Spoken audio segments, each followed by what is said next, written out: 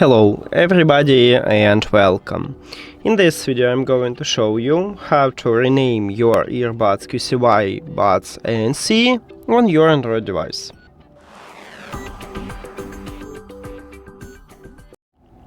You have to start by open settings. Then go to connected devices. And right here you need to click the information icon, the settings icon near to your earbuds, but some Android phones also have information icon, not settings icon.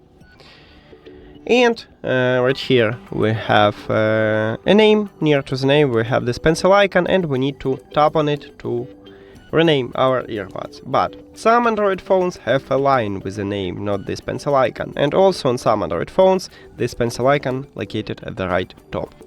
So if you have a line, click at this line, but we will click at this pencil icon. And right here, write the best one for you. Let's say I wanna add this text.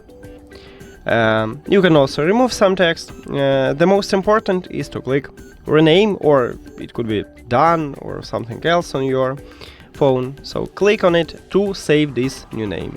And as you can see, we just change it. And that's it. Thank you for watching this video. If you found it helpful, please consider subscribing to channel and leave the like on the video. See you later.